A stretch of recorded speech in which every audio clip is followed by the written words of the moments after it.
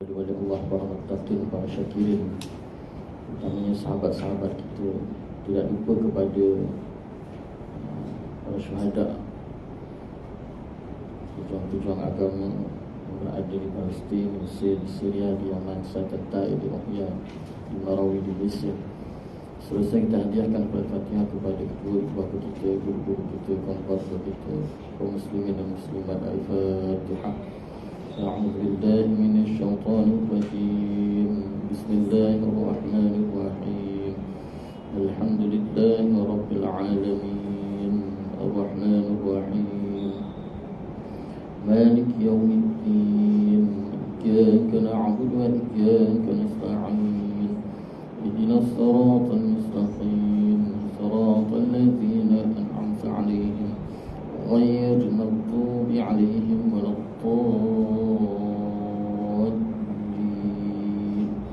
Amin.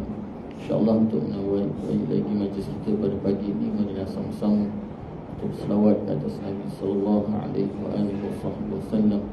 Semoga dengan kita berselawat ke atas Nabi sallallahu alaihi wasallam, Allah Subhanahu wa taala menambahkan keberkatan, keridaan, rahmat, dan lebih-lebih lagi kita mengharapkan Allah SWT mengampuni segala dosa kita, insyaAllah. Bismillahirrahmanirrahim.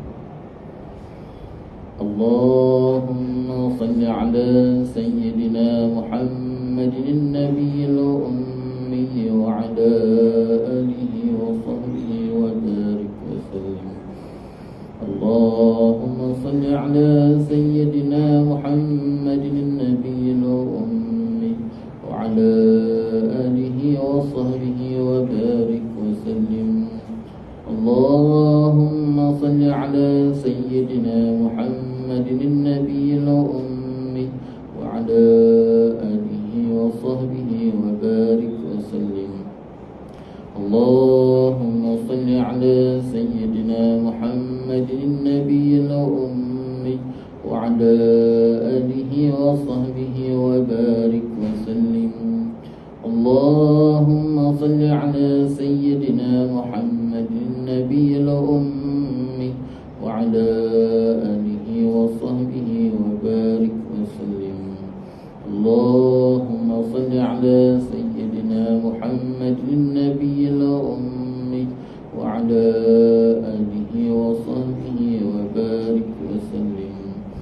Allahumma salli ala Sayyidina Muhammadin Nabiyil Ummi wa ala alihi wa sahbihi wa barik wa sallim. Allahumma salli ala Sayyidina Muhammadin Nabiyil Ummi wa ala alihi wa sahbihi wa barik wa sallim. Allahumma salli ala Sayyidina Muhammadin Nabiyil Ummi wa ala alihi wa sahbihi wa barik wa sallim. Allahumma salli ala Sayyidina Muhammadin Nabiyil Ummi wa ala alihi wa sahbihi wa barik wa sallim. Bismillahirrahmanirrahim. Alhamdulillahi rabbil alamin. نستعين على أمور الدنيا والدين والصلاة والسلام على سيد المرسلين خاتم النبيين محمد صلى الله عليه وآله وصحبه وسلم وعلى آله وأصحابه وتابع لهم بإحسان إلى يوم الدين. سبحانك لا علم لنا إلا ما علمتنا إنك أنت العليم الحكيم. رب اشرح لي صدري ويسر لي أمري واحلل عقدة من لساني يفقهوا قولي. رب زدنا علما وارزقنا فهما. اللهم يسر ولا تعسر وبتمم بالخير. يا فتاح يا عليم افتح لنا فتوح العارفين. ولا حول ولا قوة إلا بالله العلي العظيم. ولا حول ولا قوة إلا بالله العلي العظيم. ولا حول ولا قوة إلا بالله العلي العظيم. أما بعد. قال الله تعالى في القرآن العظيم: أعوذ بالله من الشيطان الرجيم. بسم الله الرحمن الرحيم. ألم نشرح لك صدرك ووضعنا عنك وزرك الذي أنقض ظهرك ورفعنا لك ذكرك فإن مع العسر يسرا إن مع العسر يسرا فإذا فرغت فانصب وإلى ربك فارغب. صدق الله العظيم. Alhamdulillah, pertama-tamanya marilah sama-sama kita merafakkan rasa syukur kita ke hadirat Allah Subhanahu wa taala. Dengan keizinan Allah Subhanahu wa taala dapat sama-sama kita bertemu dan kita bersua lagi pada pagi ini, dan sama-sama kita mengharapkan semoga pertemuan kita pada pagi ini Allah SWT penuhkan dengan keberkatan, keridaan, rahmat, dan lebih-lebih lagi kita mengharapkan Allah SWT mengampuni segala dosa kita, insya-Allah. Dan insya-Allah kita akan sambung lagi bacaan kitab Pertinya Saya Menganut Islam yang telah dikarang oleh Syekh Fatih Yakan. Masih lagi perbincangan kita pada bab yang pertama, saya mesti hidup untuk Islam. Bab yang pertama daripada bahagian kedua.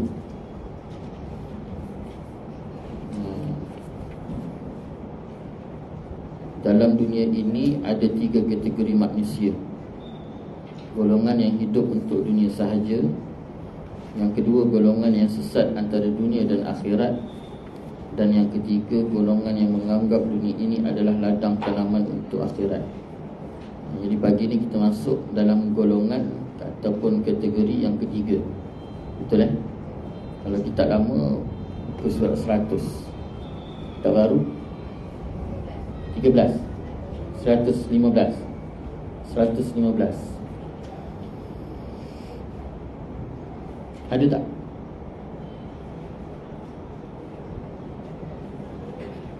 $115. Kalau yang ni 100.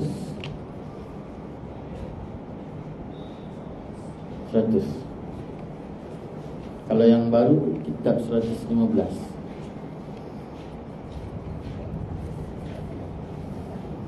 Dalam dunia ini ada 3 kategori manusia. Manusia yang berbilion-bilion itu 100. Yang kulit hijau 100.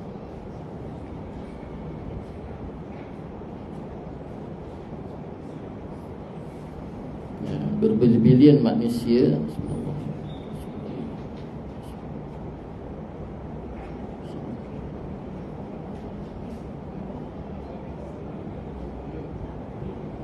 Berbilion-bilion manusia yang berada dalam dunia ini terbahagi kepada 3 kategori.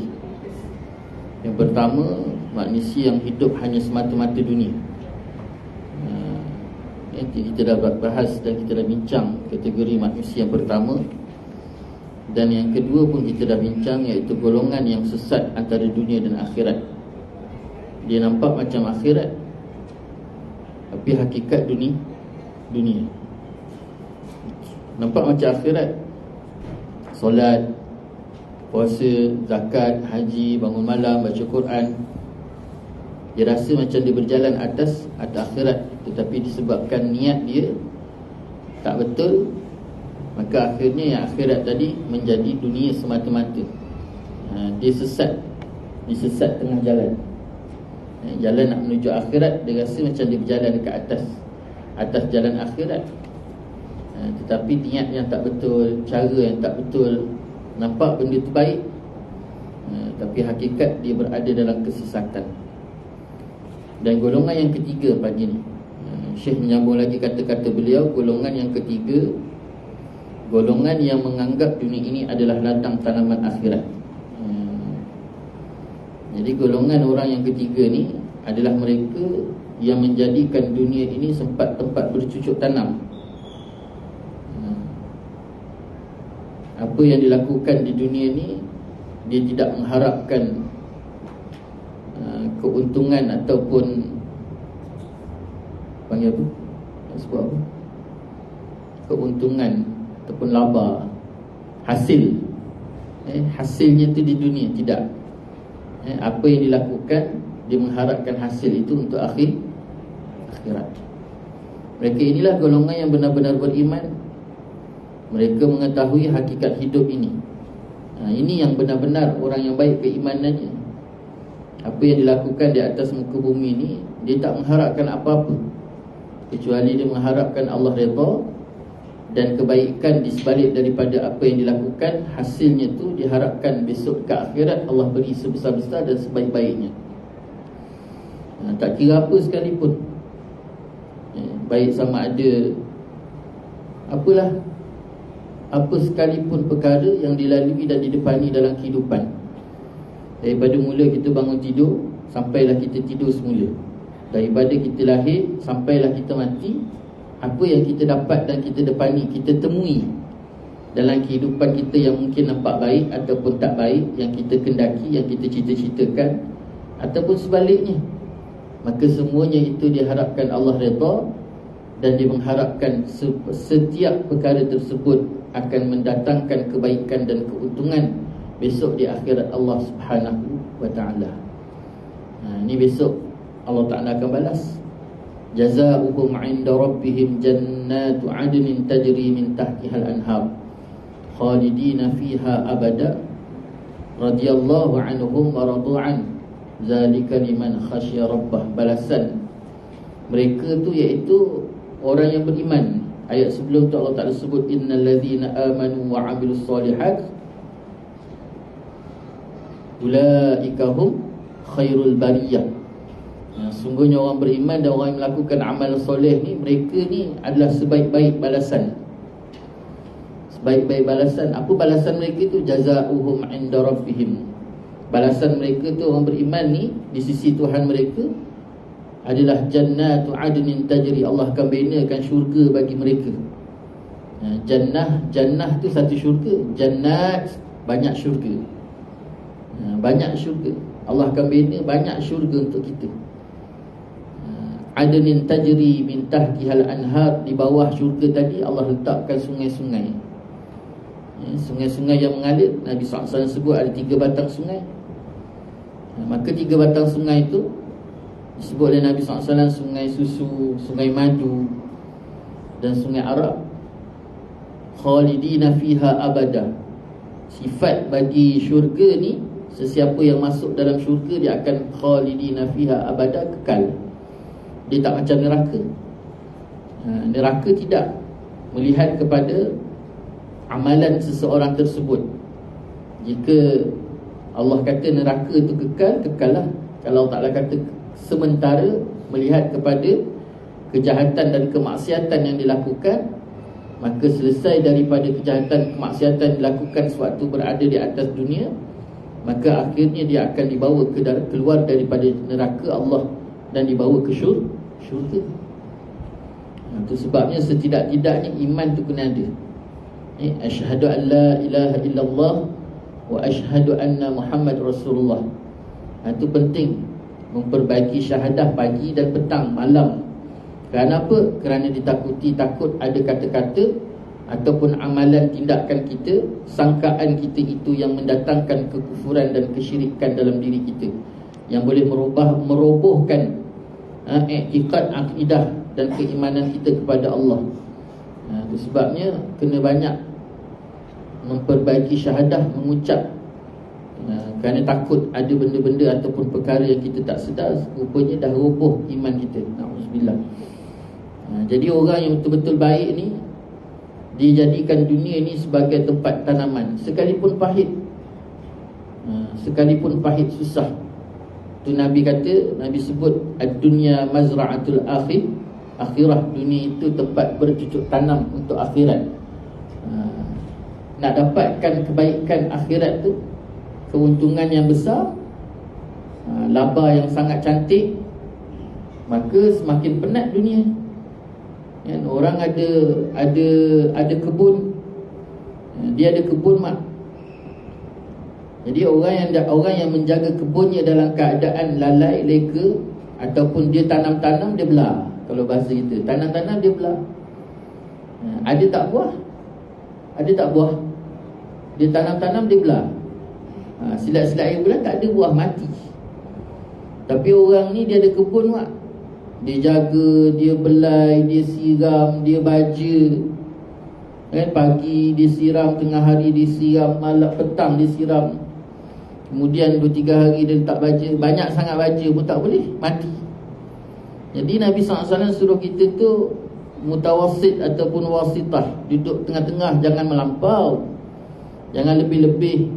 Tapi dalam masa yang sama jangan terus tak buat.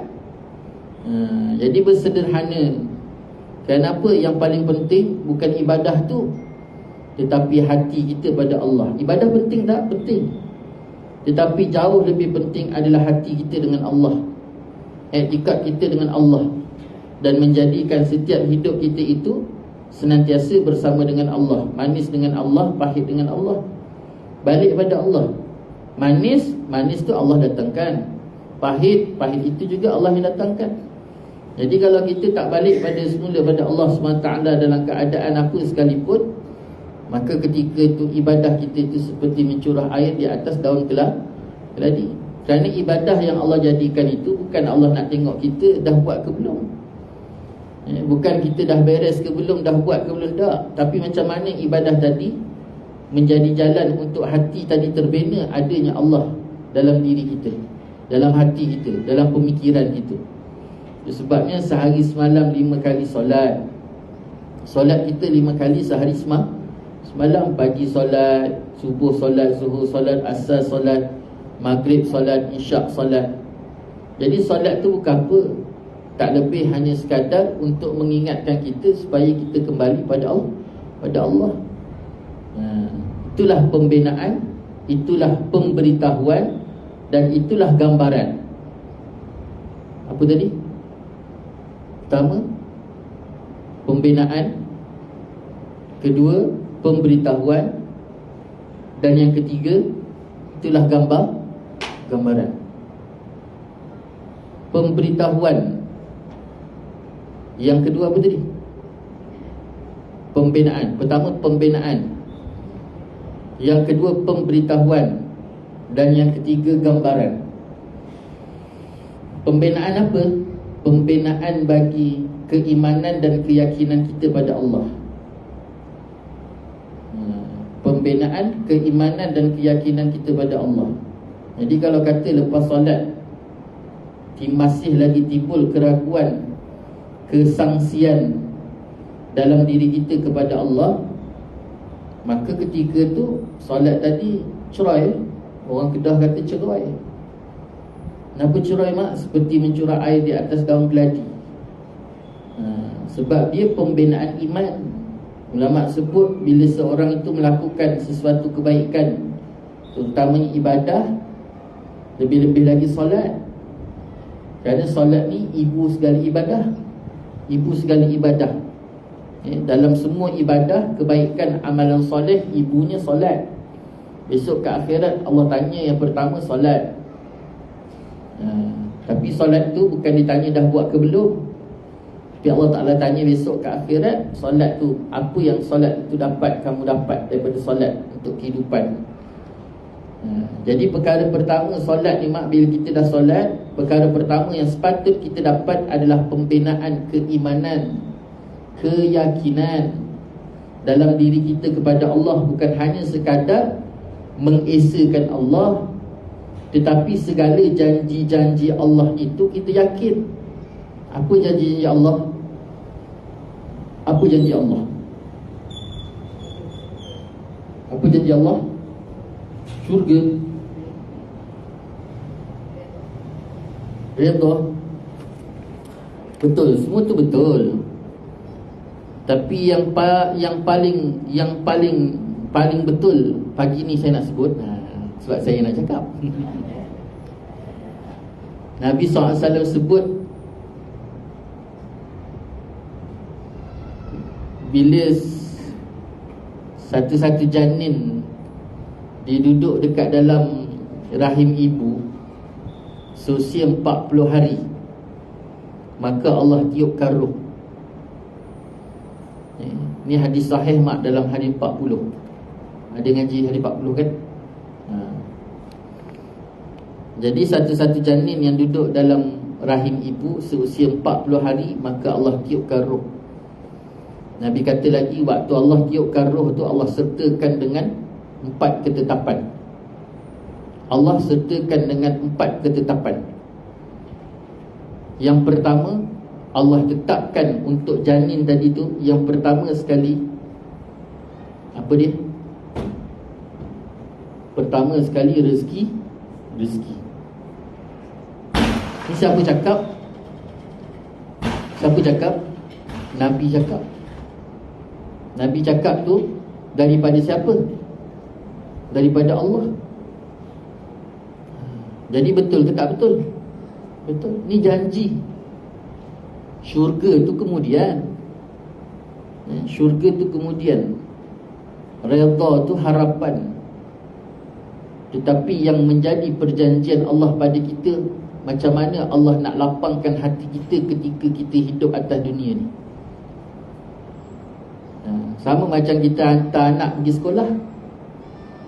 Hantar anak pergi sekolah tu kan, anak tadi dia nak pergi sekolah tak? Tak. Jadi macam mana mama janji dengan dia? Jadi anak tu dia tenang tak tenang dekat sekolah tu ialah sejauh mana dia memegang janji mama dia tadi. Kan mama kata pergilah sekolah, mama janji nanti balik mama pergi belanja aiskrim. Kan? Mama janji pergi belanja, kita beli singgah dia aiskrim. Jadi kalau anak tu dia tak pegang janji tadi, dia gonta-gonta tak nak juga, tak nak pergi sekolah, maknanya dia tak pegang janji. Siapa yang susah? Dia juga yang susah. Jadi seorang anak lagi tu yang menjadi dia tenang. Betul mama? Betul. Dia pegang janji mama dia tadi. Tak kira lah mama dia beli ke tak beli ke, tu lekak lah. Yang sekarang ni tenangnya seorang anak ketika dia nak pergi ke sekolah tu dilihat pada sejauh mana dia memegang janji dia tadi. Janji mamanya tadi tu. Semakin kuat dia memegang janji tersebut, dia yakin terhadap janji tadi, maka semakin dia tenang. Janji 4 perkara ni Allah janji. Dan sejauh mana kita memegang janji tadi dan meyakini terhadap segala janji tadi, maka kalau kita pegang sungguh-sungguh dan kita betul-betul yakin terhadap yang telah dijanjikan tadi, maka perkara pertama yang kita akan dapat ialah ketenangan. Dia tak akan timbul kerisauan, kegelisahan. Apa Allah janji? Perkara pertama sekali, Allah tetapkan rezeki untuk anak tu. Dah ada rezeki dah, Allah dah tulis dah. Sebabnya dia kerja tak kerja tu hanya sekadar melepasi daripada sebab. Yang mana sebab itu perintah Allah, kena pergi kerja. Tapi rezeki tu dapat tak? Tetap dapat. Pergi dapat, tak pergi pun dah dapat. Sebab apa? Rezeki tu dah ditetapkan. Kerja tu hanya sekadar sebab. Kena pergi kerja tak? Kena. Kenapa pergi kerja? Ni kena betulkan ni. Kenapa pergi kerja? Kenapa pergi kerja? Selama ni kita pergi kerja sebab kalau tak pergi kerja tak ada rezeki. Faham tak daripada awal tadi? Siapa tetapkan rezeki? Allah. Kalau tak pergi kerja dapat rezeki tak? Dapat. Habis kenapa pergi kerja? Sebab Allah suruh. Jadi kalau pergi kerja tadi, dah tentu ke dapat rezeki? Belum.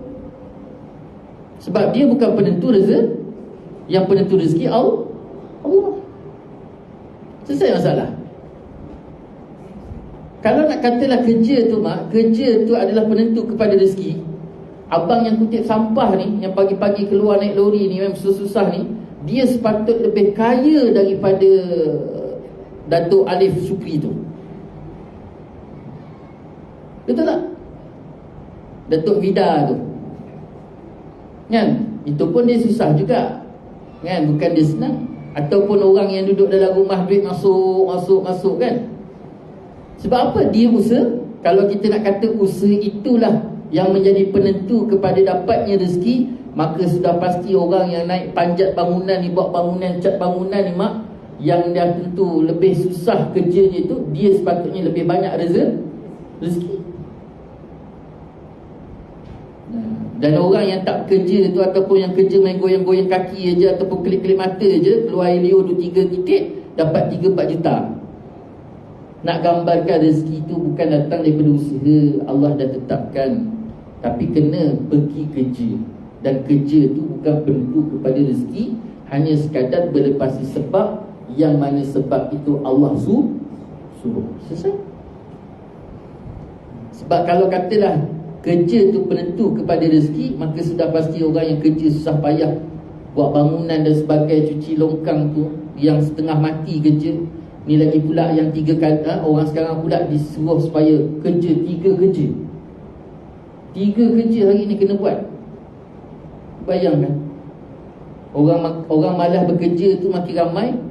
Orang yang rajin kerja pula kerjanya luar jangkaan, luar jangkauan akal, sampai 3 kerja.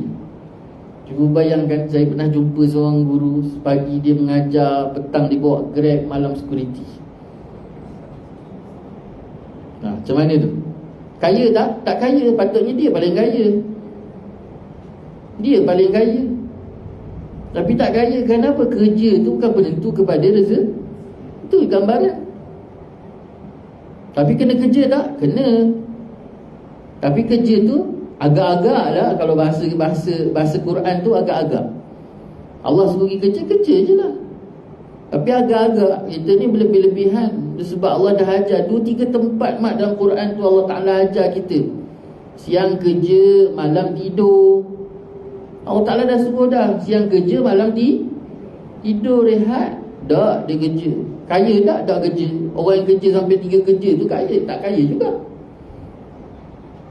Itu sebabnya itu kena faham betul-betul tentang konsep yang Allah Ta'ala tetapkan. Maka akhirnya kita akan nampak, yakin betul-betul rezeki ni hakikatnya Allah dah tetapkan. Allah dah tetapkan dah. Kalau katalah orang degree tu penentu kepada kerja, sudah pasti setiap orang dapat degree dapat kerja. Hari ni orang degree banyak yang dapat anggur. Anggur mak pergi, mak jangan cepik orang yang bawa Grab, Grab food apa semua tu, pergi tahan dia. Dia tengah bawa laju-laju tu, lompat depan dia, tahan. Putih. Belajar mana? Mesti dia kata lepasan di siap-siap luar negara, mak. Bukan kecil-kecil orang ni, mak. Kalaulah kata degree tu penentu kerja, tak ada. Kerana rezeki tu satu part yang lain, kerja tu satu part yang lain. Satu. Apa janji Allah lagi? Yang kedua, Allah janjikan amal kerja. Yang kedua, Allah janjikan besok dia kerja apa. Itu janji Allah. Itu sebabnya isu bab belajar tu penting tak? Penting. Tapi adakah belajar untuk kerja? Itu yang kita kena faham. Dan salah satu sebab kejayaan orientalis dalam merosakkan masyarakat Islam ni lah dia, mak. Mereka bina mentaliti masyarakat supaya masyarakat melihat menuntut ilmu itu untuk kerja. Ini bukan kecil-kecil, mak. Bila penjajah masuk je tanah Melayu, tujuan dia nak Kristiankan. Dia nak Kristiankan umat Melayu. Kenapa? Kerana umat Melayu ni satu-satu umat yang ada atas muka bumi sinonim di antara Melayu dengan Islam. Sinonim. Sebut Islam, Melayu, Melayu, Islam. Tak ada bangsa lain, mak. Arab pun tak ada macam tu. Arab pun tak macam tu. Dan dia nampak kekuatan umat Melayu tu. Dan janji Nabi bahawa akan bina bangunnya Islam daripada tanah Melayu. Jadi mereka tumpu betul-betul untuk rosakkan. Jadi dia mula-mula dia nak Kristiankan. Rupanya tak semudah apa yang disangka. Jadi plan A tak jaya, dia guna plan B. Plan B, apa dia plan B? Biar Islam tetapi tak beramal dengan Islam. Caranya macam mana? Cara pertama ialah menjauhkan ulama daripada masyarakat. Macam mana dia buat, mak? Iaitu dia tangkap ulama, dia seksa, dia bunuh. Nak gambarkan siapa yang dekat dengan ulama, hampir dengan ulama, maka dia akan senasib dengan ulama. Masyarakat akhirnya lari jauh. Tak ada orang nak dekat. Jadi masyarakat Islam tak? Islam. Semayang tak? Semayang. Puasa tak? Puasa. Zakat tak? Zakat. Haji tak? Haji. Tapi dalam keadaan tidak berpandu kepada tidak berpandu pada ilmu dan tidak dipandu. Berjalan, akhirnya masyarakat ketika itu semua tertumpu kepada penjajah. Dah kosong dah? Kosong. Lalu mereka binalah sekolah-sekolah Inggeris. Ini sejarah ni mak. Dibina sekolah-sekolah Inggeris, lepas tu dia buat pula syarat. Dia buat syarat pula, siapa yang nak kerja kerajaan, dan dia letak pula kerja kerajaan tu mesti kelebihannya besar, banyak faedah-faedah yang akan dapat. Akhir orang semua nak kerja kerajaan. Nak kerja kerajaan syaratnya mesti ke sekolah Inggeris. Tak sekolah Inggeris, tak LCE, tak ada LCE, tak boleh kerja kerajaan. Betul tak? Ni realiti. Akhirnya semua orang berbondong-bondong, sampaikan anak-anak Tok Guru pun hantar pergi sekolah Inggeris sebab Tok Guru takut anak cucu tak makan. Tapi bukan semua Tok Guru pondok lah. Cuma benda ni terjadi. Tu akhirnya pondok pun banyak mati. Tok Guru mati, pondok mati. Sebab anak di sekolah Inggeris. Berjaya tak? Berjaya. Mentaliti ni berjaya mak, sampailah merdeka, dan sehinggakan dia tinggalkan kemerdekaan tu pun dalam keadaan mentaliti pemimpin dan masyarakat. Kosong tak? Amalan kita kosong tak? Kosong. Tak dipandu dengan ilmu. Main rasa-rasa. Itu sebabnya minta maaf lah mak cakap, kita tanah Melayu ni, di antara perkara besar masalah kita ialah asas pengajian ilmu agama tu sangat lemah.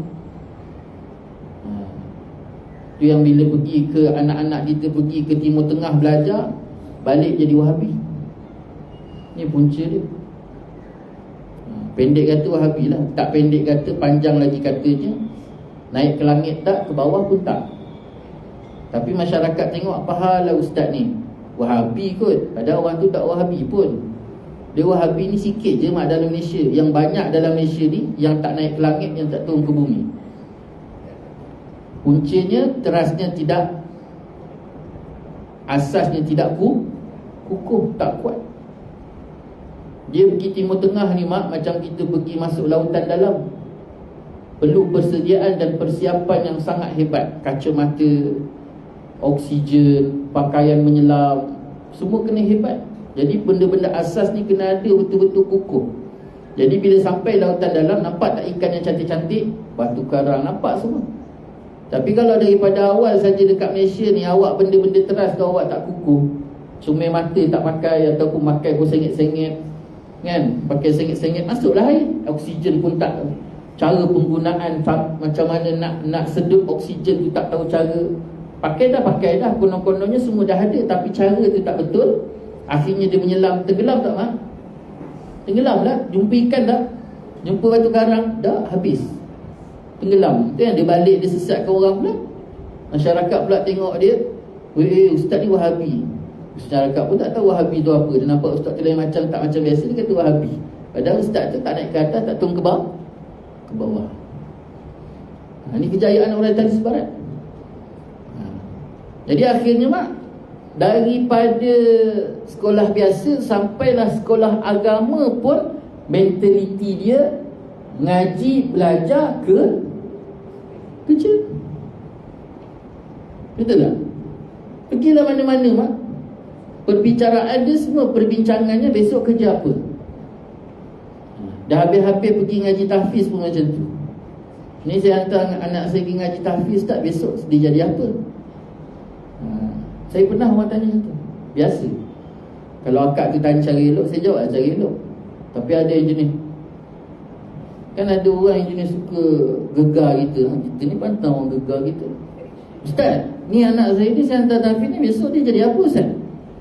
Akak kena akui saya Tuhan dulu, baru saya bagi tahu. Kakak kena mengakui saya ni Tuhan akak, baru saya bagi tahu besok jadi apa. Yelah, Tuhan saja yang tahu. Kalau akak tak akui, maknanya saya tak boleh bagi tahu. Saya bukan mempunyai sifat Tuhan. Yang tahu besok jadi apa, hanya tu Tuhan. Cikgu yang mengajar kat universiti tu pun, profesor pensyarah yang mengajar kat universiti tu pun, Hebat dia mendidik anak tu jadi besar dan sebagainya, dia pun tak tahu. Jangan kata tu, anak dia sendiri pun dia tak tahu jadi apa. Makin ramai pensyarah dekat universiti tu, anak dia sendiri pun tak sekolah. Teruknya hari ni, mak.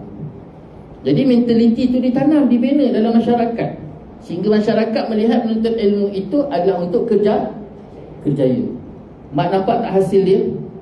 Hasil apa yang akan terjadi, impak daripada mempunyai mentaliti sedemikian. Hari ni mak, cuba bayangkan, KPM keluar sekali je, lepas tu terus tak keluar. Itu sebab saya setiap hari saya cakap terang, memang saya baca je berita. Tak boleh ada langsung berita yang berkaitan dengan pendidikan, saya akan screenshot terus. Sebab dia takkan keluar untuk esok. Sebab benda tu di antara masalah besar dalam negara. Cuba bayangkan 100% pelajar yang ikut SPM untuk tahun ni. Ni kita tahun ni. 100 orang pelajar yang ikut SPM tahun ni, mak, 100, katalah satu Malaysia ni 100%, yang ambil periksa hanya 70% saja. Sepatut yang ambil SPM tahun ni hanya ambil periksa 70%. Okey, dalam 70% tu pula, dah ambil dah. Lepas ambil pula hanya 17% sahaja yang sambung belajar. Tak sampai 20%. 17% sahaja yang sambung belajar. Sampai ke KPM kata apa? Terpaksa dibuat kajian di manakah 30% yang tak ikut SPM tadi, dan di mana 80, 3% yang lepasan SPM, ke mana mereka? Akhirnya dapatlah jawapannya. Ke mana, mak? Nak kata kerja pun tak kerja. Kalau kerja tak apa. Bila tanya balik dengan dia orang, kenapa buat macam tu, kenapa tak sambung belajar? Mak, jawapan dia satu je. Kenapa mesti kami sambung belajar, sedangkan kalau kami sambung belajar, perkara pertama sekali yang kami akan dapat lepas belajar ialah hutang PTPTN. Tambah hutang lagi 40,000, 50,000. Lepas tu berbunga pula tu. Berbunga, mak. Mak jangan ingat bunga yang dekat pokok tu je, berbunga. PTPTN tu berbunga. Dah lah orang tak bekerja, nak dapat kerja susah, bunga jalan. Satu. Yang kedua pula, daripada saya pergi sambung belajar tu, dalam keadaan kerja tak berapa pasti, hutang pula yang datang, baik nak sambung belajar, baik saya buat Grab. Orang Grab tu ada degree tak? Ada. Orang degree pun pergi buat Grab, mak. Kan? Orang degree tu yang dah confirm degree tu pun buat Grab. Jadi kita ni yang tak ada degree pun buat Grab, sama. Baik tak pergi belajar. Satu. Yang keduanya pula, mak, daripada belajar tadi, baik jadi, dah belajar, gaji berapa belajar? Degree berapa gaji, mak? Paling tinggi pun 3,000 lebih. Betul tak? Tangga gaji kan? 3,000 lebih ke 4,000. 4 dah. Okay, 4,000. Kalau mak jadi TikToker yang ada tu semuanya tak mengaji. Yang dapat 500,000, 1 juta pakai Mustang tu, kan? Hulu kilir pakai Mustang tu, mak. Duit tiap-tiap hari tunjuk kepuk-kepuk macam tu. Ada SPM tak? SPM pun tak ada. Sebab apa, mak, benda ni berlaku? Mentaliti ditanam, belajar untuk kerja. Kerja rosak lah. Hari ni kita nampak hasil dia. Sedangkan tujuan belajar, Allah perintah. Allah perintah kita belajar. Besok kerja ke tak kerja ke, itu kan bukan kerja kita. Macam tadi lah, pergi kerja, Allah suruh kita pergi kerja. Gaji berapa, macam mana, apa rezeki, itu rezeki hak Allah, tugas Allah. Buat apa kita nak langgar hak Allah? Buat apa kita nak langgar kerja Allah? Macam tu juga Allah suruh kita belajar. Besok nak kerja apa, Allah tetapkan. Adalah kerja ni yang disebutkan perkara yang kedua, Allah akan tetapkan amal kerja. Sampai masa ada kerja. Kena cari tak? Kena cari. Kena usaha kena. Dapat tak dapat, jangan nak tidur je tunggu kerja datang. Perdana Menteri tu pun nak naik tu setengah mati. Kan? Kan naik terus.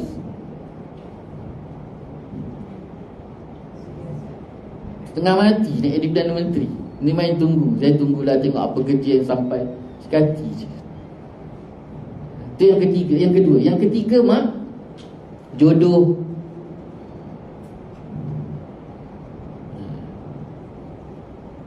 Jodoh Allah tetapkan dah. Tak payah nak risau-risau. Tapi kena cari tak?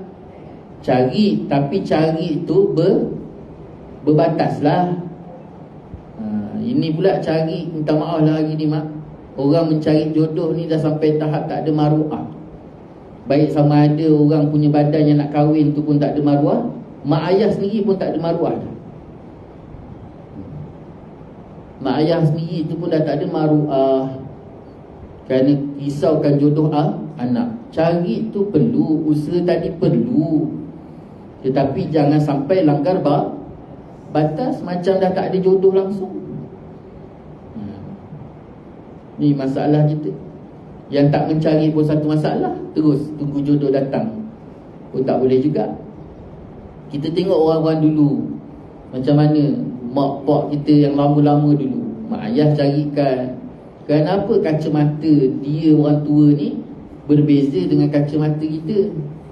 Ya, akhirnya jodoh tadi berkekalan sampai mati. Hari ni dah seminggu kahwin juga. Minggu kahwin cerai. Paling cepat mak, pagi kahwin, petang cerai. Sampai terpaksa Jabatan Agama buat. Selalu kita dengar SPM fast track, ini talak fast track. Ada bilik talak fast track mak hari ni. Kalau dulu orang nak cerai 6 bulan silap, dan kebanyakan mereka akhirnya buat keputusan tak jadi cerai. Sebab apa? Sebab 6 bulan tu masa yang panjang, akhirnya rasa penat, naik turun Jabatan Agama. Dah lah bang, tak payah cerai, dia kata. Penat mak. Hari ni dah terlampau ramai sangat, akhirnya Jabatan Agama, mahkamah terpaksa sediakan satu bilik talak fast track. Tu sebab hari ni cuba bayangkan, satu hari je berapa pasang. Kalau dulu 10 tahun dulu pun purata daripada Perlis ke Sabah 1 jam 5 pasang. 10 tahun dulu. Hari ni makin teruk. Tak ada makin baiknya, makin teruk. Jadi jodoh tu Allah Ta'ala tetapkan. Cuma kita kena ikut prosedur yang Allah Ta'ala tetapkan juga. Nak dapatkan jodoh, jangan sampai tak ada keinginan pun tak boleh. Nabi kata, mereka yang tidak mengikutiku, dia bukan sebahagian daripada aku. Jadi kena ikut cara Nabi. Nabi kahwin, Nabi ada anak, Nabi makan, Nabi minum, Nabi tidur. Itu sunnah.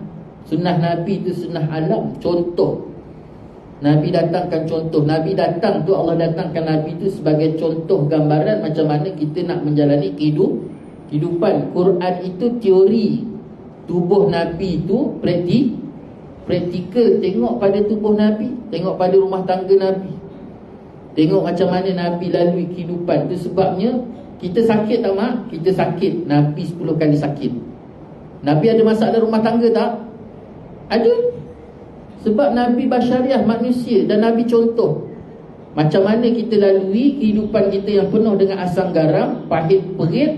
Nabi 20 kali, 30 kali jauh lebih perit. Sebab apa? Sebab Allah nak gambarkan contoh daripada kehidupan Nabi untuk dijadikan panduan pada kita. Itu sebabnya dalam rumah tangga Nabi ada setengah riwayat kata 9 orang isteri, ada setengah riwayat kata 11 isteri Nabi. Cuba bayangkan mak, isteri Nabi pun ada 2 kelompok, 2 grup mak. Dan grup tu pula tak ngam. Grup tu tak ngam. Sayyidatina Hafsah pernah minta pada Nabi, meringit supaya ambil harta rampasan, biar hidup tu senang sikit. Tu je. Cuba bayangkan, ringit Nabi melalui semua tu. Sampaikan Allah SWT sendiri berikan peringatan pada isteri Nabi, kalau kau dah tak suka duduk dengan Nabi, Aku suruh Nabi ceraikan kau dan aku gantikan jauh lebih baik. Cuba bayangkan, Allah sendiri pernah ketik mereka. Adakah tak baik? Tak. Ini rumah contoh, rumah tangga yang menjadi contoh. Macam mana kita nak lalui kehidupan kita, mak? Macam mana mak nak mendepani suami, abang. Macam mana abang ni pula nak mendepani isteri semua ni. Yang kepelbagaian gaya dan garam. Ada garam kasar, ada garam halus.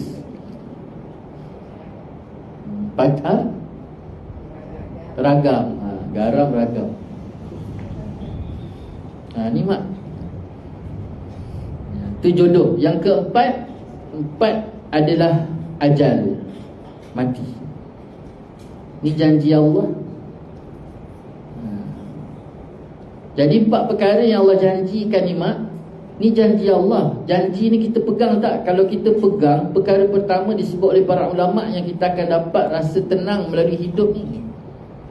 Tak kucak. Mak tak adalah pagi-pagi bangun kerut muka kan, pandang muka abah tidur lagi atas tilam tu. Mak pukul 4:30 dah bangun dah.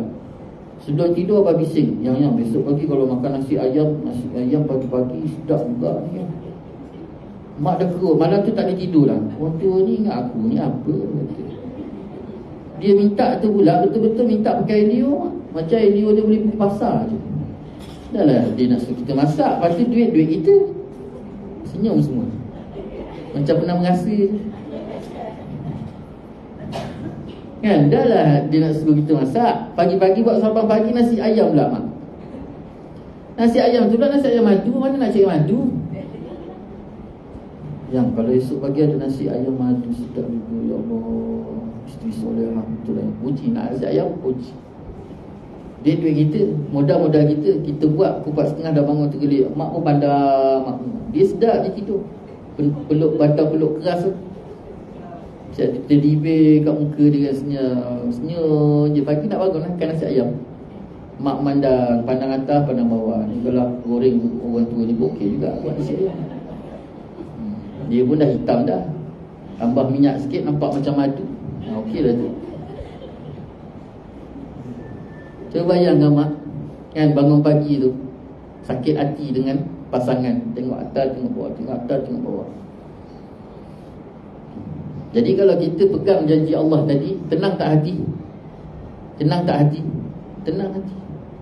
Sebab kita tahu bahawa setiap janji Allah tu ada kebaikan. Dan kita berurusan dengan akhirat. Inilah golongan ketiga ni. Nampak sakit hati dengan suami, dan dia minta supaya dengan rasa tak puas hati dan sakit hati tadi tu menjadi satu ibadah dan menjadi sebab untuk datangnya redha Allah, dan Allah bina akhirat dengan sebesar-besar kebaikan. Tenang tak? Tenang. Ini yang dikatakan mazra'atul akhirat. Dunia tempat bercucuk tanam. Pegang janji tadi betul-betul. Dan jadikan janji itu sebagai penawar dan kekuatan. Allah tak bagi salah pasangan kita. Macam mana boleh kahwin dengan orang tua ni dalam hitam, kedukut, tak hidung masin, tangkai jering, baking. Package, mak. Kira kalau katalah sembelih di pagi tu, mak, dunia terus aman. Daripada gelap tu terang. Kewujudan dia tu betul-betul menghalang sinar matahari. Apa maksud sinar matahari? Sinar kebahagiaan. Tapi mak tahu bahawa Allah pilih itu pasti baik. Walaupun pahit. Yang pahit itu rasa di sini. Yang mengubat siapa? Yang mengubat siapa, mak? Kita sendiri. Macam mana kita mengubat sendiri? Kita balik pada Allah. Alladzina idza asabathum musibatun qalu inna lillahi wa inna ilaihi. Balik pada Allah. Balik pada Allah, mak. Mak hidup 20 tahun, 30 tahun bersama dengan abah, mak. Kan? Siapa yang suami dia baik, perfect? Angkat tangan. Tengok. Kalau tolong ambil gambar, hantar kat suami masing-masing. Mereka buat pengakuan bahawa suami mereka tak apa. Buat aduan hari ni? Tak ada. Tak ada mak. Pasti ada terasa rasa tak puas Macam mana kita ubat hati kita? Kita ubat hati kita dengan kita kembali pada Allah dan melihat akhirat. Kita nak dia sesempurna, kemahuan kita takkan ada. Sebab kalau kita dapat pasangan sesempurna mengikut kemahuan kita, mak, tak ada rasa pahit, tak ada rasa perit. Mak, yang paling cemburu adalah Allah. Yang paling risau Allah. Sebab takut-takut sampai kita bertuhankan pasangan. Ya Allah datangkan pasangan tu tak perfect. Cara tak perfect pun waktu kita lalai suami tengah baik, yang nak apa. Waktu tu je tu mak, sekejap je, 5 minit je. Pagi lain, petang lain, 5 minit je dia baik. 5 minit Allah datangkan, sekejap tu je pun mak, dia dah lalai leka daripada Allah. Itu sebabnya kena balik-balik tengok Allah dan tengok akhirat, dan jadikan segala yang pahit itu sebagai mazra'atul akhirah. Minta, ya Allah tolonglah, ya Allah pahit ni, ya Allah. Itu yang selalu kita bercakap-cakap kan mak kan. Tempat paling seronok bercakap waktu tengah masak seorang-seorang kat dapur. Betul tak? Kan?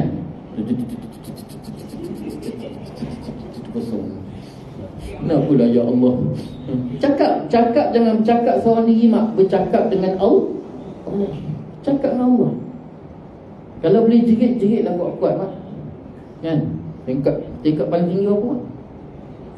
13 17. Tak kira lah duduk tingkat 13, tingkat 14. Jerit lah. Ni ada berapa orang ni? Seorang tingkat 2, seorang tingkat 5, seorang tingkat 7, seorang tingkat 9. Tengah hari tu seorang jerit. Seorang Allah. Dia jerit kan. Suami dia duduk kat bawah tu gigil. Dia ada rasa. Jangan terjun mak. Biar kita balik pada Allah dalam keadaan menjerit-jerit. Hati kita terjerit pada Allah, rasa tak puas hati pada Allah, luahkan hati kita dan perasaan kita tadi pada Allah. Tak payah pada manusia mak, tak payah cerita pada kawan, tak guna. Bukan dia yang boleh ubah, yang boleh mengubah adalah Allah. Allah yang boleh mengubah, dan Allah memang nak kita balik pada dia. Ini dia. Mereka ini adalah orang kebanyakan akidah mereka simpang. Mana dia? Kan? Mereka inilah golongan yang benar-benar beriman. Mereka mengetahui hakikat hidup ini. Mereka menginsafi nilai hidup dunia ini dibandingkan dengan akhirat. Kerana firman Allah Subhanahu wa taala, Suratul An'am ayat ketiga, A'udzubillahi minasyaitonirrajim. Bismillahirrahmanirrahim. Wa mal hayatud dunya illa la'ibun wa lahu. Waladdarul akhiratu khairul lilladzina yattaqun afala ta'qilun. Sadaqallahul azim. Dan tiadalah kehidupan dunia ini selain daripada main-main dan senda gurau. Dan sesungguhnya kampung akhirat itu lebih baik bagi orang-orang yang bertakwa. Apakah kamu tidak berfikir? Maksudnya sebenarnya dunia ni tempat bergurau. Bergurau dengan siapa?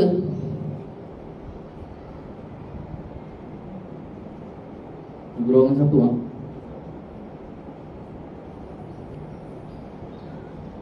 Bergurau dengan siapa? Kan jelas tu.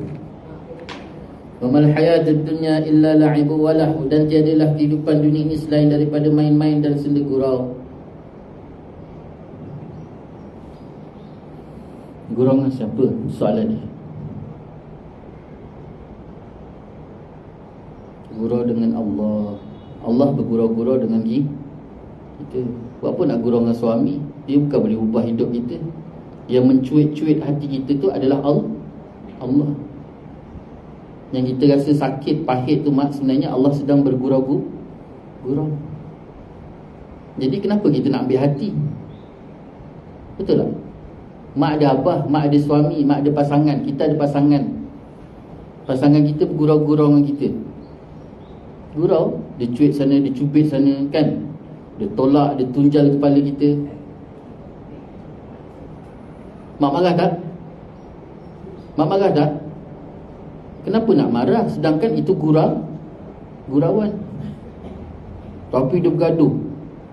Bapa saya baca bayar zakat fitrah, kepala saya pun tak tunjal. Awak baru kahwin sebulan, tunjal kepala saya. Belum sempat lagi bayar zakat fitrah, dah pandai tunjal-tunjal kepala. Suami tu kecut.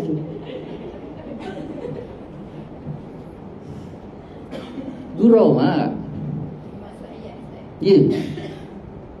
Sebenarnya Allah itu bergurau-gurau. Dia bergurau-gurau dengan kita. Dia datangkan peringatan tu berat sebenarnya. Kalau guna perkataan gurau tu lebih rasa manja-manja. Allah tu nak bermanja-manja dengan kita dalam keadaan, kalau bahasa kita lah, bahasa kita, Allah tu nak bermanja-manja dengan kita. Dia nak kita tu dalam masa yang sama dia tu cemburu dengan kita kerana kita lebih kepada makhluk. Itu sebabnya Allah Ta'ala tu tak bagi suami yang baik. Sebab apa? Yang tak baik pun kita boleh lupa Allah, yang baik lagi lupa. Dan Allah nak bukan cemburu atas kebaikan untuk kembali pada Allah, tak. Allah cemburu pada kita jadi baik, kebaikan manfaat tu balik, tak. Allah nak selamatkan kita daripada neraka dia. Allah nak selamatkan kita daripada azab neraka. Mak balik nanti kan, mak masak apa ini mak? Ngari. Tak tahu lagi Macam tak ada mood. Offline hari ni. Hari ni offline. Ni mesti ada apa-apa sarapan pagi tadi kan. Aku dah bangun 4.30 masak ayam, nasi ayam madu. Kau ngomel pula nasi ayam aku tak sedap. Tengah hari offline, off handset, semua tutup. No order. Tak ada order tengah hari ni. Cuba bayangkan mak. Kali dah masak, lepas tu dia ngomen pula. Minta adalah macam minta kat kedai tom yum. Jadi pahit kita dengan pasangan kita ni, sebenarnya Allah datangkan pasangan yang pahit tadi supaya kita tu sentiasa balik pada Allah. Tu yang jadi mak mengomen-ngomen 4.30 pagi macam orang berzikir daripada tingkat 1 sampai tingkat 17 tu. Malam tadi dengar lah 4.30 kan. Ya, AJK surau, pemusi surau datang nak buka surau tu, dia lalu depan blok tu, semua bunyi macam orang berzikir.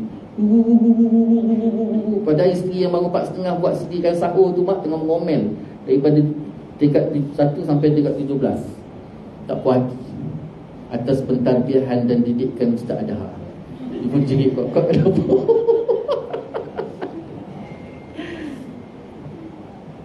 Allah bergurau-gurau, nak bermanja-manja dengan kita. Kenapa kita nak ambil hati? Kenapa? Kalau bahasa orang kita, kenapa nak ambil serius sangat? Padahal itu gurauan. Yang paling kita takut dan perlu kita risau adalah akhirat. Itu sebabnya hidup memang dalam satu hadis qudsi Allah Ta'ala sebut, apa yang kita sangka itu yang Allah bagi. Betul tak? Kalau kita melihat hidup ni sebagai satu beban, maka kita akan terasa beban. Tapi kalau kita letak hidup ni sebenarnya apa yang datang tu datang daripada Allah, dan Allah nak bergurau-gurau, bermesra-mesra, bermanja-manja dengan kita, maka sekalipun pahit pada mata yang melihat, tetapi kita rasa ringan dan kita rasa seronok kembali pada Allah. Balik pada Allah. Dia balik macam mana mentaliti kita ni kita bina. Orang sampai bercakap, aku pelik lah tengok engkau ni. Dapat suami dah lah hitam, kedekut, baking, baran, pakej semua dia kata. Tapi kan kau tenang je, senyum kan. Macam mana kau buat? Kalau aku dah lama dah padam manusia seorang kan. Faham masalah istilah padam ni kan. Dia racunnya suami dia tu. Jawab apa mak? Padahal di hati tu apa? Dia balik pada Allah. Dia tahu apa yang dia dapat itu datang daripada Allah. Allah datangkan dan Allah nak bermanja-manja. Kalau dia dapat suami yang baik, maka dia takkan dapat merasa macam mana dia bersama dengan Allah. Ini yang dikatakan Allah bermanja-manja tadi, la'ib, bersendegurau. Dan Allah Ta'ala sebut juga, waladdarul akhiratu khairul lilladzina yattaqun.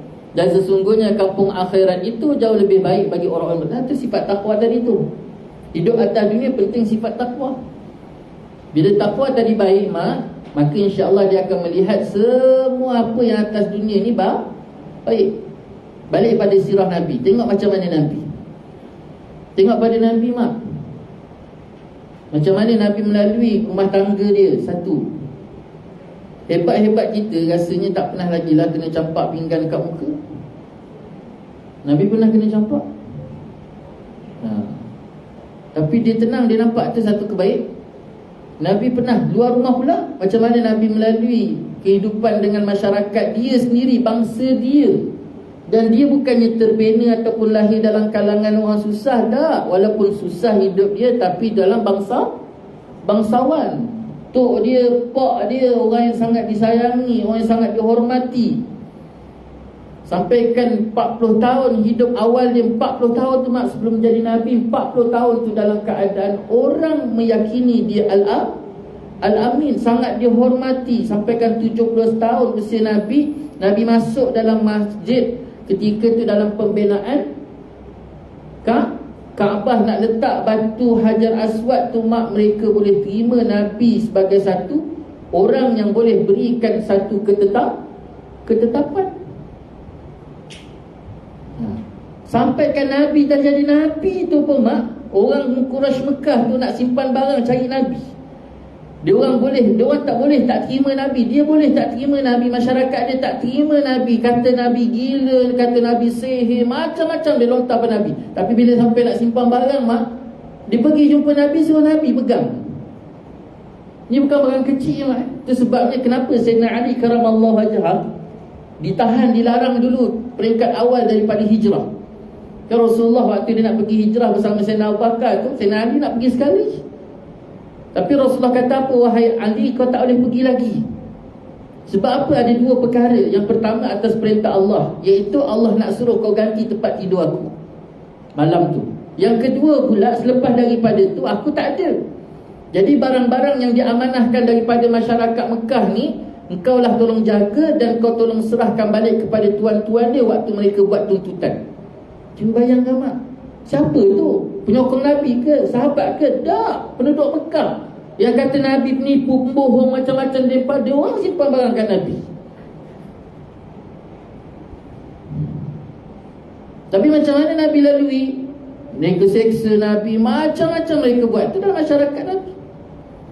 Kemudian Nabi keluar sikit jumpa keluarga yang di luar tu, Taif tu, mak. Nabi pergi Taif tu bukan masuk je tu kau kena lempar, tak. Nabi duduk berhari-hari di Taif, sampailah ketika Nabi SAW cerita tentang Islam, waktu tu diorang baru pukul Nabi. 2-3 hari Nabi duduk kat Taif. Bila sebut je Islam, waktu tu mereka tak terima, baru mereka pukul Nabi. Tengok macam mana Nabi lalui kehidupan dia, mak. Kalau katalah Nabi sendiri pun lalui kehidupan sebegitu, apatah lagi kita. Sebab dia contoh, kena lalu macam tu.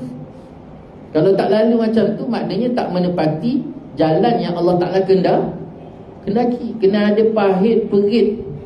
Itu sebabnya disebut oleh para ulama bahawa dunia ini seperti sijnun.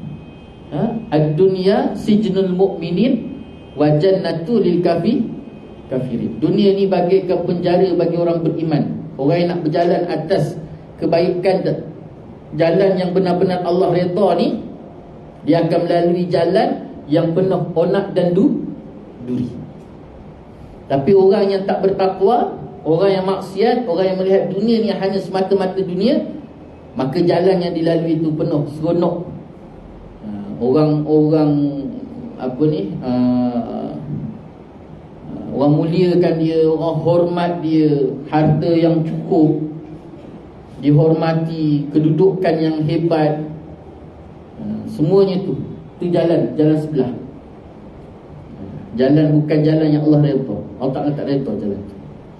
Jadi berbanggalah dengan apa yang telah kita lalui, penuh dengan payah perit, kerana inilah jalan Nabi. Ini dia. Lantaran rendahnya nilai dunia dibandingkan dengan akhirat, maka kehidupan dunia tidaklah sampai menghalang dan menyibukkan mereka daripada melaksanakan tujuan dan matlamat mereka diciptakan oleh Allah Subhanahu wa taala. Apa tujuan dia? Dalam surah Az-Zariyat ayat 56, a'udzubillahi minasyaitonir rajim. Bismillahirrahmanirrahim. Wa ma khalaqtul jinna wal insa illa liya'budun. Dan tidak aku ciptakan jin dan manusia kecuali supaya mereka mengabdikan diri kepadaku. Ini tujuan dia. Ni tujuan Allah jadikan. Jadi kena fahamlah konteks ni. Kita takkan mampu mengabdikan diri pada Allah kecuali jalan kembali kepada Allah itu jalan pahit. Jalan kembali kepada Allah itu jalannya pahit, bukan manis.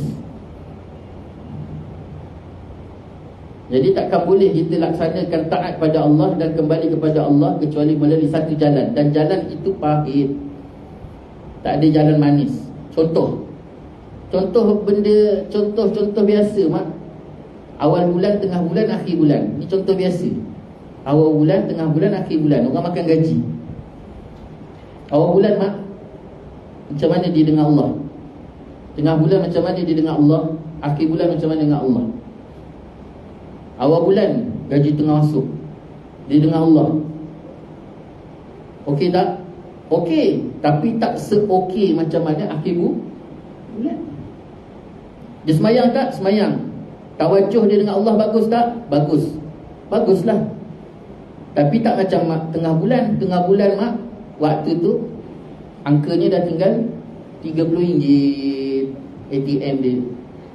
Tawajuh dia lebih kuat, lebih terarah. Tetapi terarahnya tawajuh pada 15 hari bulan tak sama dengan tawajuh pada 21 hari bulan. 21 masuk je kad ATM, baki tidak mencukupi, sila cuba seminggu lagi. Cuba orang bank buat macam tu kan, seronok ayat tu. Baki tidak mencukupi, sila cuba. Kan selalu kan sila cuba lagi. Tak, ni sila cuba seminggu lagi, minggu depan baru gaji. Cuba bayangkan mak. Tawajuh ni nak bagi apa tu bahasa Melayu kita? Fokus. Fokus bahasa Melayu. Fokus tu bahasa Arab. Tumpuan. Menumpu tumpuan kita tu. Kita tak payah cerita orang yang buat maksiat. Kita yang duduk dalam taat ni pun iman kita tu ada naik tu turun. Tawajuh kita tu pun, besarnya ibadah seseorang tu dalam zikir pun tak sama mak. Kita jangan kata orang tu, oh mak ni dengan mak ni, mak A, mak B, mak C, mak D, oh zikirnya berbeza. Diri kita tu sendiri tu pun dalam berzikir mak tak sama pagi, tengah hari, petang, malam. Pagi dia berzikir baik. Sebab apa? Suami dia kejut, yang bangun ya, bangun. Dia pun bangun dengan semangat, suami dia kejut kan. Suami dia senyum, cium dahi, bangun. Dia dipujuk, diusap, dia pun semangat bangun. Dia berzikir lepas subuh, subhanallah, subhanallah, subhanallah, subhanallah. Suami dia baik. Tengah hari mak, suami dia kutuk dia punya asam pedas. Dia punya menyirap mak, menyirap dia tu tak boleh terima punya menyirap tu, sampaikan dia berzikir lepas zuhur tu. Dia zikir lagi baca Quran. Sama tak zikir dia lepas zuhur dengan zikir lepas subuh? Mana lebih tawajuh dengan Allah? Subuh ke zuhur? Subuh ke zuhur? Subuh ke zuhur?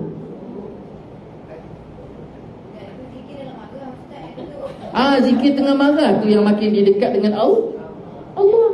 Yang pagi tadi dia zikir dalam keadaan walaupun dia berzikir menghadap Allah, tapi hati dia ada suami.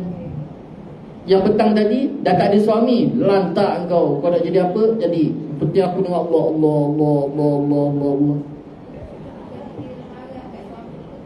Tu dia, bila dia benci suami tu, kita punya hati ni mak gini je, dia macam cawan. Ada suami dalam cawan ni, hati tu seumpama cawan. Ada hati dalam cawan, ada suami dalam cawan, maka takkan ada Allah. Letak Allah dalam cawan, maka tidak ada suami. Itu sebab subuh tu dia zikir dia bagus, tenang, tapi tenang dia dalam keadaan hati dia ada suami.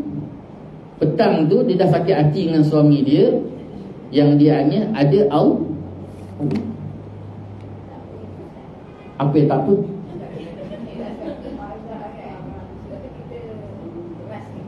Ada. Cuba Ustaz angkat. Tak apa tak?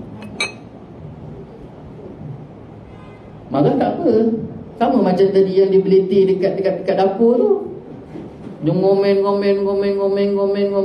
dia. Tapi ngomen dengan tu sebab tadi biar ngomen berzikir, biar apa sekalipun sakit hati dengan makhluk, dengan suami, dengan pasangan, biarlah sakit hati tadi balik pada Allah. Balik pada Allah. Jangan ngomen semata-mata. Jangan ngomen semata-mata. Jangan berzikir tadi marah tu semata-mata. Marah tu ditukar dengan Allah. Kalau marah semata-mata, kosonglah. Ni masalahnya sekarang ni. Tak, saya dah zikir 1000 kali, tapi hati saya tak tenang. Mana tak yang dia zikir tadi, hatinya tu marah semata-mata. Kena keluarkan. Tu sebab tadi hati tu dia hanya satu saja. Apa yang kita letak pada hati, maka takkan boleh duduk yang lah. Letak pada hati tu rasa marah, maka Allah tak ada. Kerana marah itu makhluk. Allah dengan makhluk, dua yang tak boleh bersama. Satu seperti air dengan minyak. Kalau letak Allah, maka makhluk tak ada.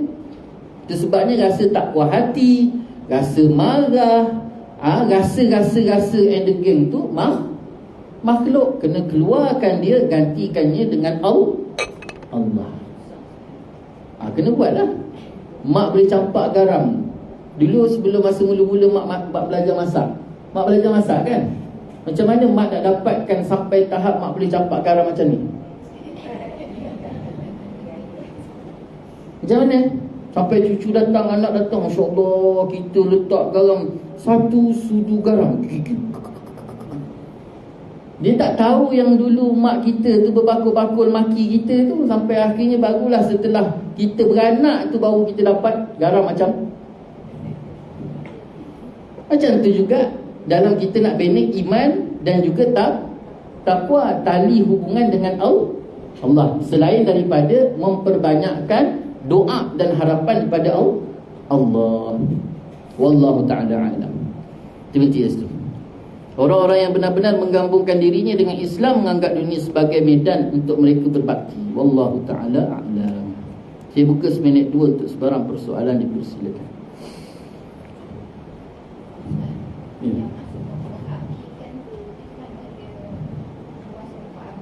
Mengabdikan ni iaitu menjadikan kehidupannya itu semata-mata Allah. Ibadah ni umum. Ibadah ni ada ibadah khususi, ada ibadah umumi. Ibadah khusus ni apa ni? Khusus.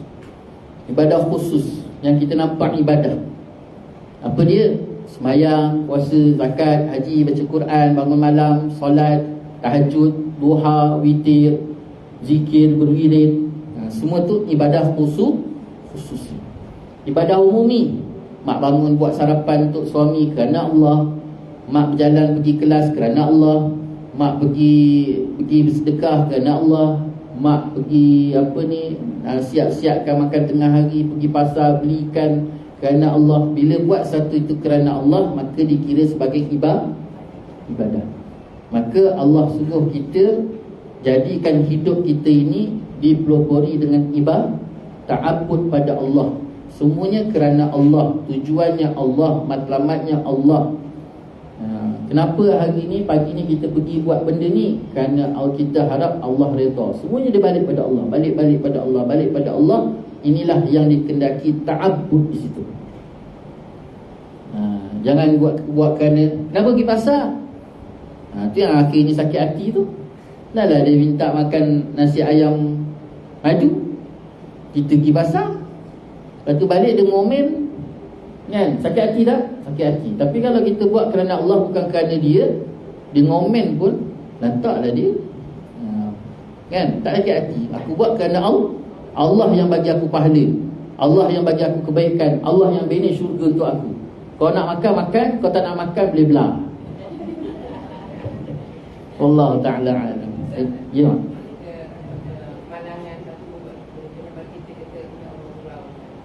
Ya boleh. Semua sekali, semua perkara. Tak kira lah musibah ke tak musibah ke, apa ke, benda yang kita rasa pahit ke, berit ke, jerit ke, manis pun. Itu sebabnya abah bergurau dengan mak dalam keadaan manis, dengan abah bergurau dengan mak dalam keadaan pahit. Kan?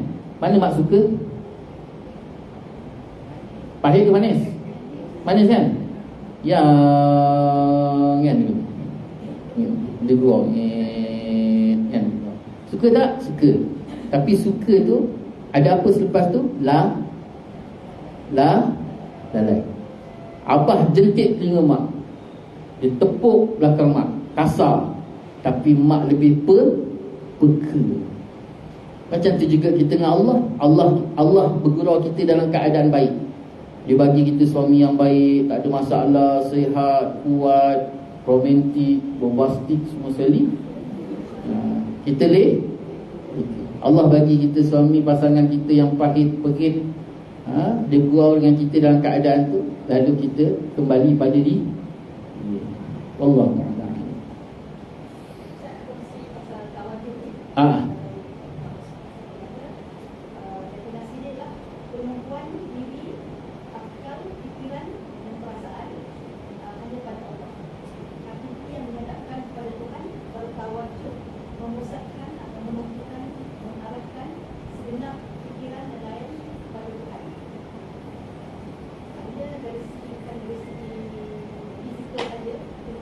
Spiritual, semua sekali, Zahir dan batin.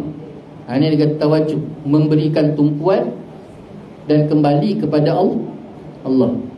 Itu yang sampai satu tahap tu, ada satu maqam yang mana maqam dia tu dah terlampau peringkat tawajuh pada Allah, sempurna ketawajuhan dia, sampai dia melihat manusia itu pun dia nampak Allah.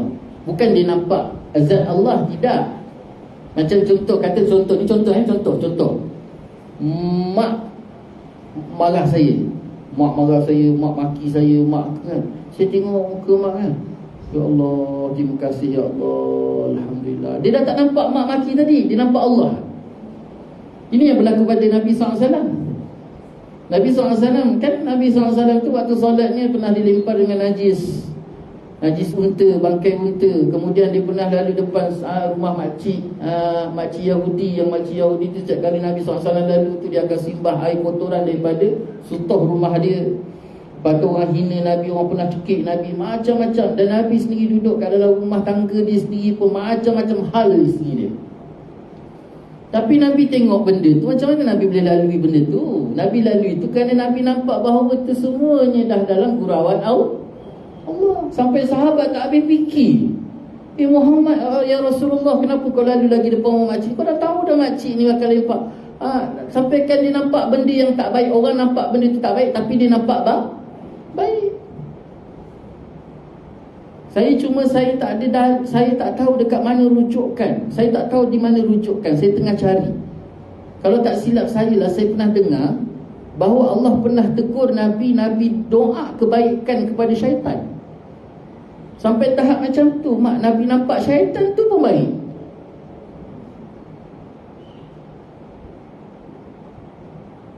Kenapa kita nampak dia baik? Kenapa nampak syaitan baik? Kenapa nampak nafsu tu baik? Kenapa kita nampak orang yang kutuk kita, yang fitnah kita, yang sakitkan hati kita tu baik? Tak payah kata lain lah, tak payah kata syaitan, tak payah kata nafsu. Suami je tu. Yang tadi semua buat pengakuan, semua suami pernah menyakitkan hati kan? Suami tu pun dia nampak. Kalau tak suami, tadi kita bincang tadi, kalau tak suami tu menyakitkan hati kita, macam mana kita dengan Allah? Baik tak dia maknanya? Baik tak? Baik. Kalau tak syaitan tu yang menghasut kita, sampaikan kita rasa berat nak datang kelas pagi ni, kan? Buat apa kau pergi kelas? Dalam kau duduk tingkat 17, lift pula rosak, lepas tu hujan, sejuk, Masya Allah. Kita pun gigil-gigil nak pergi ke tak, susah sangat. Terpaksa sampaikan tangga tu, digerip tangga tu daripada tingkat 17 sampai bawah tu, bergoyang mak dia pegang benda tu.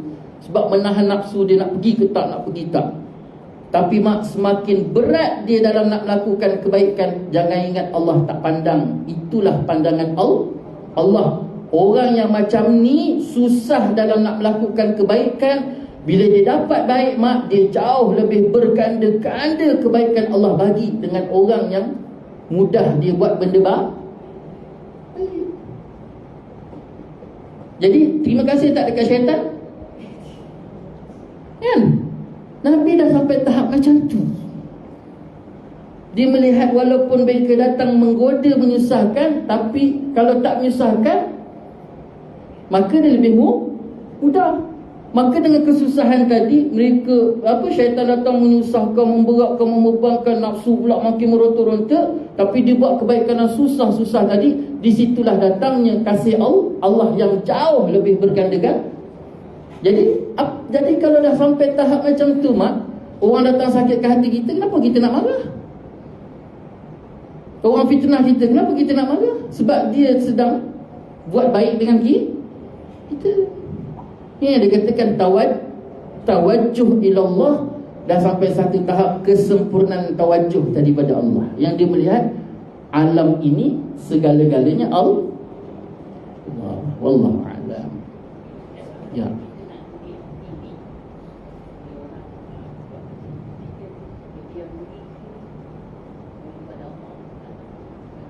Balik pada Allah dan melihat, mencari kebaikan di sebalik daripada kepahitan tadi. Mak, memang susah, tak ada benda yang mudah. Mak boleh hidup dengan abah sampai 20 tahun, 30 tahun tu. Apa yang mak buat? Ada kawan mak bagi mak semangat? Tak ada. Ada anak yang bagi semangat? Tak ada. Ada orang bagi kita kereta? Tak ada. Kita ubat di hati kita, mencari kebaikan suami. Tak apalah, ni suami aku, daripada orang lain tak ada. Kita yang mencari ayat supaya kita ubat hati kita yang sakit.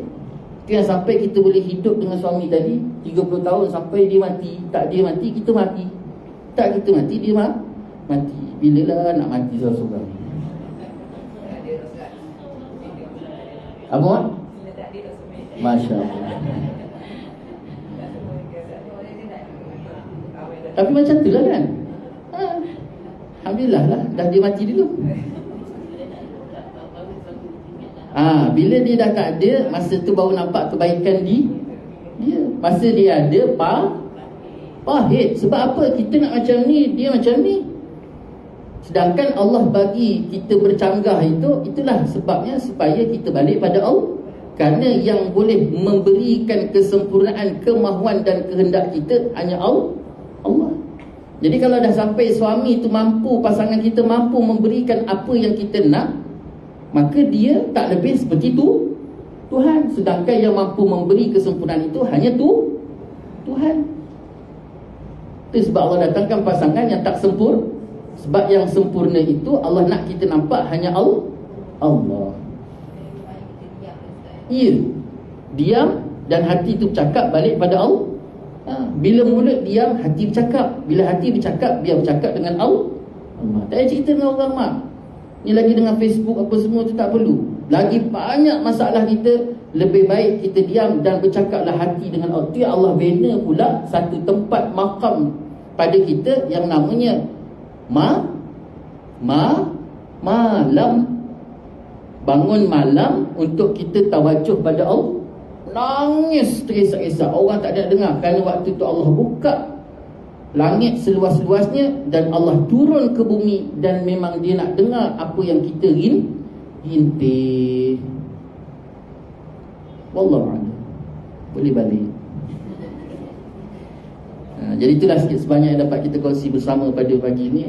Banyak-banyak kita berdoa kepada Allah supaya Allah Ta'ala berikan kefahaman yang baik, senantiasa tak putus berikan kita taufik, hidayah, inayah, pimpinan, bimbingan, kekuatan, dan Allah berikan kita, pasangan kita, anak keturunan kita, masyarakat kita kebaikan di dunia dan kebaikan di akhirat. Jangan Allah berikan dua tangan kita sesuatu yang menjadi sebab datangnya kemurkaan Allah, dan Allah beri pada dua tangan kita sesuatu yang menjadi sebab untuk datangnya rahmat dari Allah SWT.